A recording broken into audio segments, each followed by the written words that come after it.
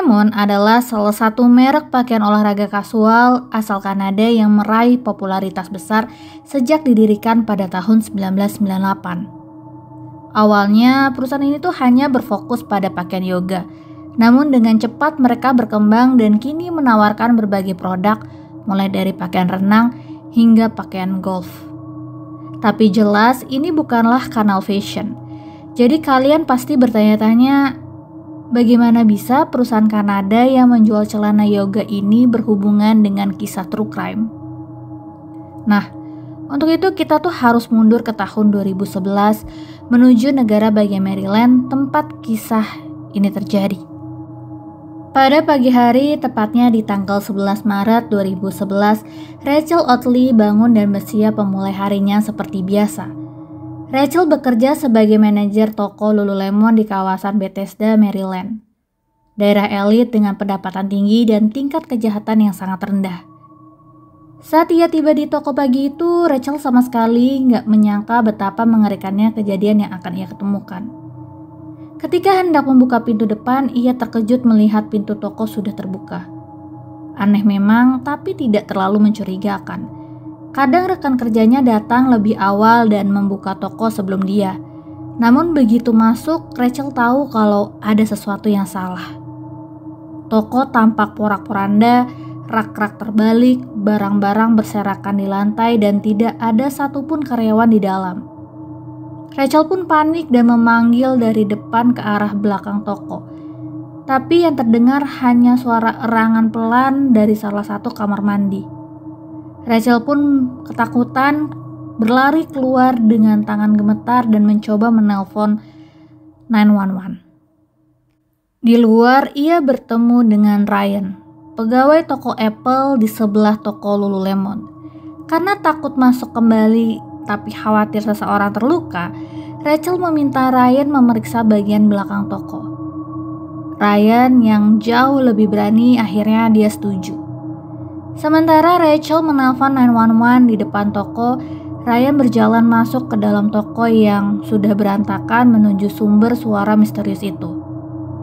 Beberapa menit kemudian ia berlari keluar dengan wajah pucat dan memberitahu Rachel kabar yang mengerikan. Ia menemukan 2 karyawan di belakang toko dalam kondisi terluka parah dan salah satunya tampaknya sudah meninggal. Polisi dan para medis segera tiba di lokasi. Mereka menemukan Brittany Norwood, 29 tahun, terikat di dalam kamar mandi karyawan dengan luka-luka di tubuhnya. Ia ketakutan dan terluka, tapi untunglah dia masih hidup. Namun, rekan kerjanya yang bernama Jana Murray, usia 30 tahun, tidak seberuntung itu. Jana ditemukan di lorong dekat kamar mandi, tergeletak tengkurap di genangan darah. Polisi langsung tahu bahwa ia sudah meninggal. Hasil otopsi kemudian menunjukkan hal yang mengejutkan. Jana mengalami ratusan luka akibat 8 senjata yang berbeda. Bahkan di bagian kepalanya menerima lebih dari 300 hantaman, menghancurkan tengkoraknya dan memutuskan tulang belakangnya.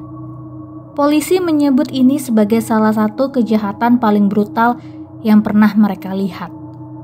Di rumah sakit, Brittany yang masih syok menceritakan versinya kepada pihak kepolisian. Menurutnya, ia dan Jana menutup toko di malam sebelumnya sekitar pukul 9:45 menit. Namun di perjalanan pulang, Brittany sadar kalau dompetnya ketinggalan dan harus kembali ke toko. Karena tidak memiliki kunci, ia menghubungi rekan lainnya untuk meminta nomor si Jana. Lalu mereka bertemu kembali di toko dan disitulah segalanya berubah. Brittany mengaku ada 2 pria bertopeng masuk melewati pintu depan yang terbuka dan berusaha merampok toko. Ia mengatakan selama beberapa jam berikutnya ia dan Jana dipukuli dan dilecehkan. Sementara kedua pelaku mengacak-acak toko dan mengambil uang dari brankas. Menurut Brittany, Jana menjadi target utama karena mencoba melawan, dan ia hanya bisa menyaksikan saat rekannya dipukuli hingga tewas.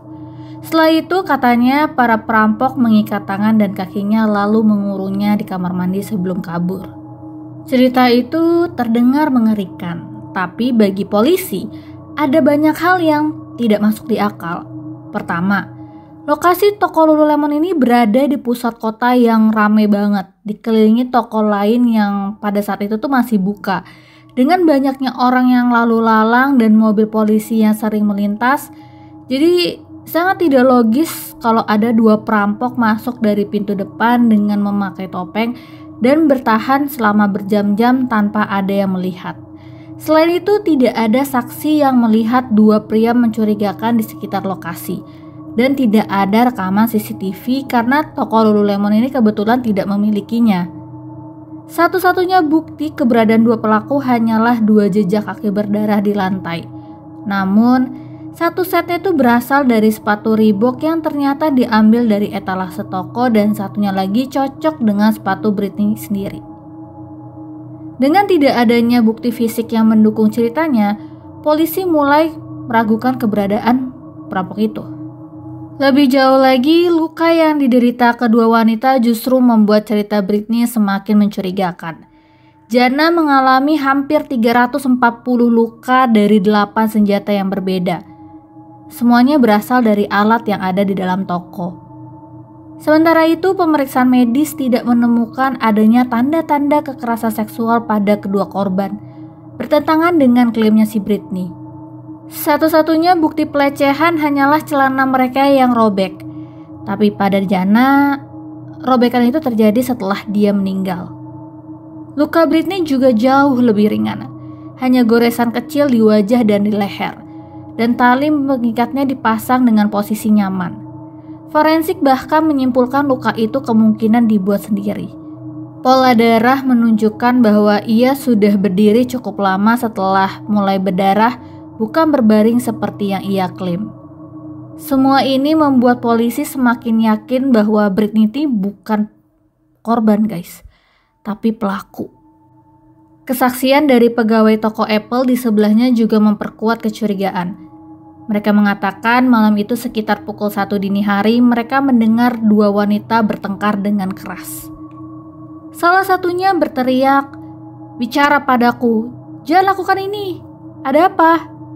Lalu terdengar suara benturan keras dan kekacauan selama beberapa menit diakhiri dengan teriakan, "Tolong Tuhan, tolong aku." Saat itu mereka mengira hanya pertengkaran antar pegawai toko lain dan memilih tidak ikut campur. Kini jelas yang mereka dengar adalah detik-detik pembunuhan Jana. Polisi kemudian menemukan mobil Jana terparkir beberapa blok dari toko, di area pasar petani. Di dalam mobil terdapat jejak darah milik Jana dan Britney, bertentangan dengan cerita bahwa Britney tidak pernah meninggalkan toko. Ketika dihadapkan dengan bukti itu, Britney langsung merubah ceritanya. Ia mengaku salah satu perampok menyuruhnya memindahkan mobil Jana ke lokasi tersebut, lalu ia berjalan kaki kembali ke toko. Namun, selama perjalanan itu sekitar 10-15 menit, ia tidak berusaha meminta bantuan. Bahkan ketika mobil polisi melintas, alasannya kedua pria itu tahu alamat rumahnya dan mengancam akan membunuhnya jika melapor. Polisi menilai alasan ini tuh nggak masuk di akal. Tidak mungkin adanya pelaku pembunuhan brutal membiarkan korbannya bebas berjalan begitu saja. Akhirnya polisi yakin kalau Britney Norwood ini adalah pembunuh si Jana Murray. Dan 5 hari setelah kejadian, ia ditangkap dan didakwa dengan pembunuhan tingkat pertama. Tapi mengapa Britney membunuh Jana? Rekan-rekannya memberi petunjuk. Meski dikenal ramah dan lucu, Britney memiliki kebiasaan mencuri. Beberapa teman bahkan memutuskan hubungan karena ia sering mengambil barang tanpa izin. Rachel, sang manajer toko, memberitahu polisi bahwa malam sebelum pembunuhan, Jana menelponnya untuk melaporkan bahwa ia menemukan barang curian di tas Britney. Polisi menduga tanpa tahu Jana sudah melapor, Britney memancing Jana kembali ke toko dengan alasan lupa dompet. Begitu di sana, ia mencoba membujuk Jana agar melupakan insiden itu.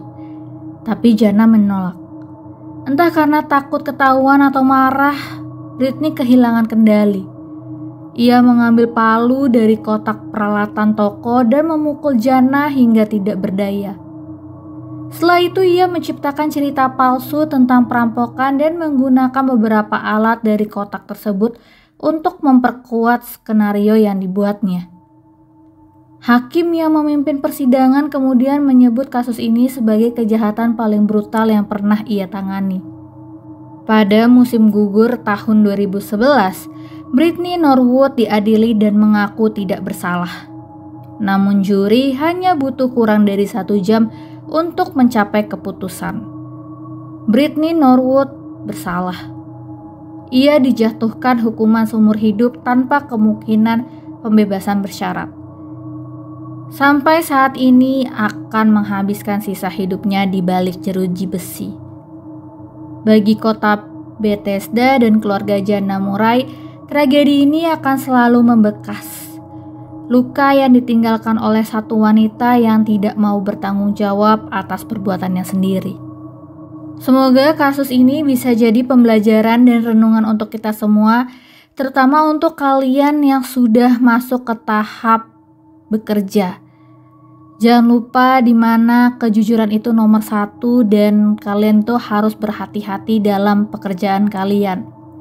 Semoga kasus ini bisa jadi pembelajaran karena semua terjadi pasti ada sebab akibatnya. Sampai di sini aja pembahasan kasusnya. Jangan lupa di like, share, komen, dan subscribe. Sampai jumpa di kasus berikutnya karena aku udah siapin beberapa kasus yang kayaknya harus kita bahas di sini.